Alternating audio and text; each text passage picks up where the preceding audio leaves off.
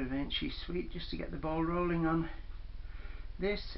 Yet another Slingerland so-called 7-inch model Uke-Banjo.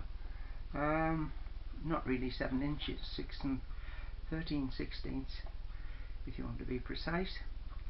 It's rather unusual because although it's made by Slingerland and it has Slingerland, just tell you I'm dodging about with the new video camera here, so I haven't quite got the SP on it. It says if I can get the light right, you'll see it says Maybell on the peg head fascia, and that's rather unusual because not unusual for a Slingerland Uke-Banjo, but unusual to have one that's been also made with a concert tone label. We're going to get it right in a minute. There you are. Concert tone burned on the perch pole.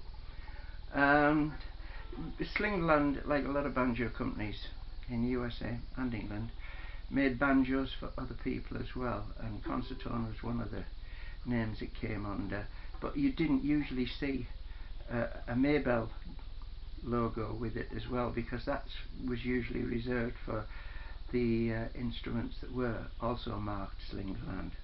Anyway, I'll give you a little bit of warts and all first about this instrument before we get into looking at the good bits.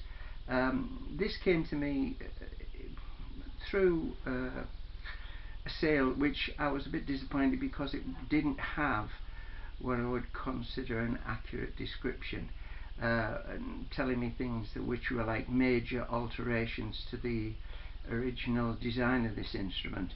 The first and most obvious one is the fact that it's been stripped off and given some kind of homemade finish on it. It's not the usual kind of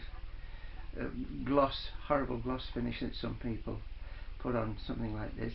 It is a matte finish, but it is very superficial. So if I was going to keep this instrument, I'd strip it off and do it again and make a more solid job of it, for want of a better expression. The other thing is rather a major alteration. I'm getting a bit closer so you can see this, and that is the action had been altered tremendously by altering the set of the neck, which is a major alteration. You should really know what you're doing if you're going to do something like this, and it's all to do with the George Formby guys, like an ultra close action. And as you see, this has got an ultra close action on the neck, and as you see, it's got quite a high bridge on it. I put the bridge on because it was virtually unplayable with the bridge that it came with.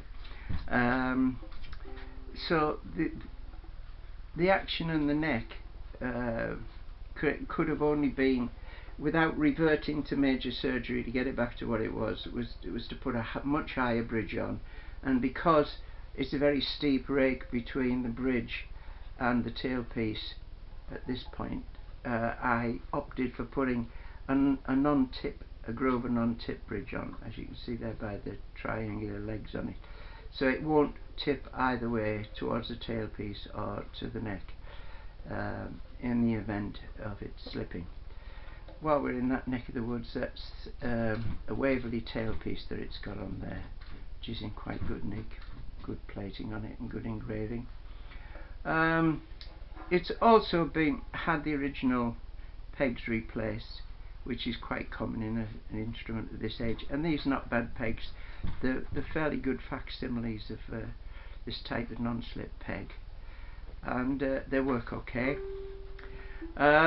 It's got stained pear wood neck with real pearl dots in, and I've dressed the frets so you don't get any sharp edges there,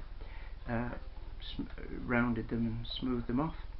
The head was okay. That's obviously a relatively new replacement, calf skin vellum. All the plating is pretty good. It's got a little bit of superficial rust on one or two of the hooks. I'm just trying to find one there. That's about as bad as it. They were.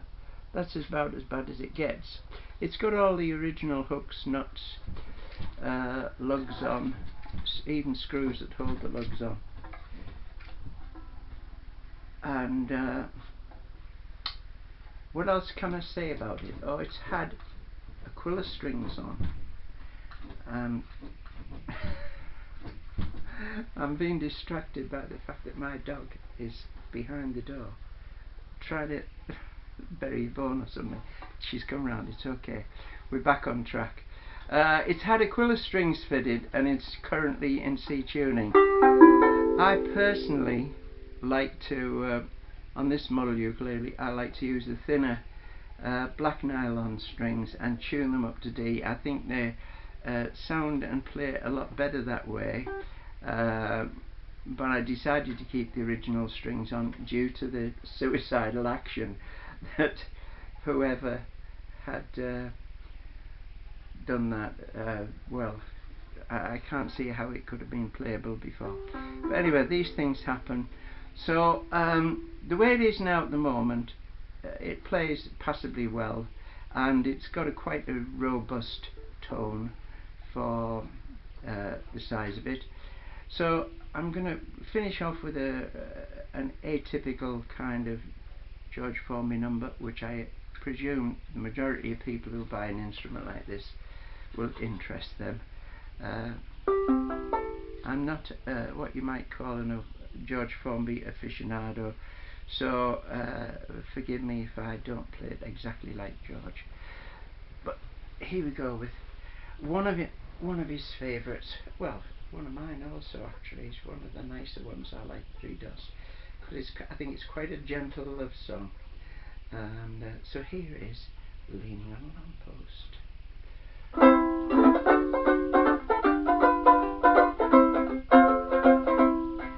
I'm leaning on a lamp. Maybe you think I look a tramp, or you may think I'm hanging round to steal a car. But no, I'm not a crook, and if you think that's what I look, I'll tell you why I'm here, what my motives are. I'm leaning on a lamppost at the corner of the street in case a certain little lady comes by.